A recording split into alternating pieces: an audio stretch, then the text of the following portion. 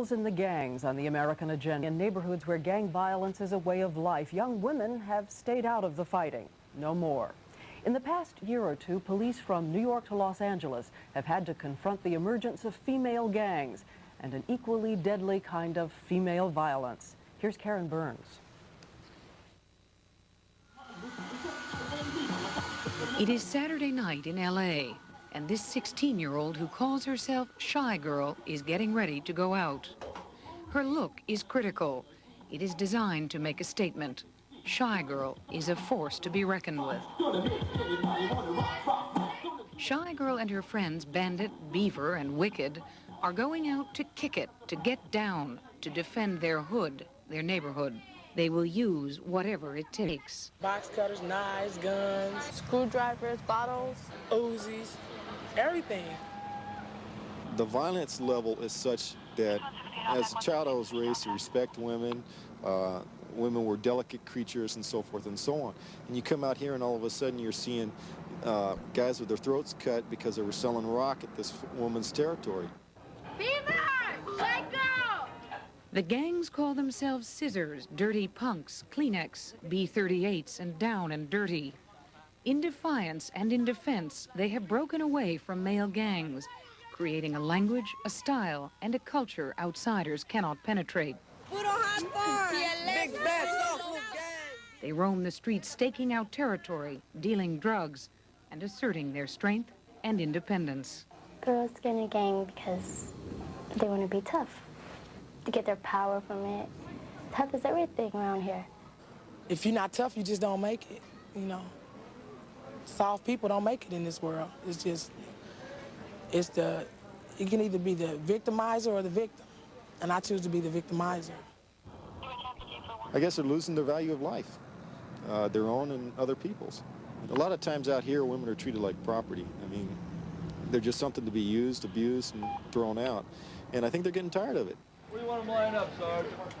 In 10 years, the FBI says arrests of women for violent crimes have increased by 41%, almost twice as much as violent crimes by men. Cops on the street say that women are often more violent, more brutal than men. And they say much of their crime is now related to gang activity. How come you're in prison? In prison because I killed 2 guys. How did you kill them? Ran them over. You ran them over? I was gang affiliated. I wasn't carrying a weapon, so I just ran them over. It's the best thing to do. Why are girls getting involved in killings now? Because they can get away with it. They're less likely to be suspected of a murder or drive-by shooting or a killing, and they can hide the weapons easier and they get away with it. What if people get killed when you do a drive-by shooting? There's nothing I can say about that, because a lot of people I know have gotten killed too, like that, you know. Do you ever think about getting killed? Yeah. What would that mean to you? Well, I don't know. If I got killed, what could I do about it? If I'm dead, right? I'll be resting in peace. Most of the girls we talked to grew up with little love or support, and early on saw their own lives as meaningless. What is perhaps even more disturbing is that many of these girls are now mothers, raising a generation nurtured on violence and hate. You're not going to tell me whether you're a good dancer? Maybe. Maybe. In a cramped apartment in the middle of one of LA's most brutal neighborhoods, 18-month-old Johnny sits on his mother's lap. He's chewing a bandana that represents the colors of his mother's gang.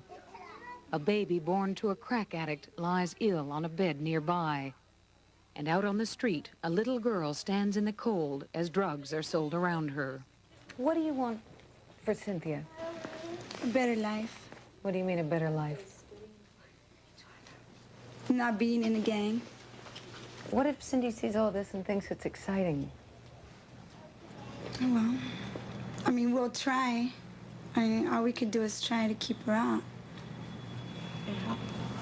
But if it happens, it happens. It is estimated that there are now 7,000 female gang members in Los Angeles and thousands more around the country. If these women continue to break with tradition, the children they raise face a future of violence, and so do the rest of us. Karen Burns, ABC News, Los Angeles.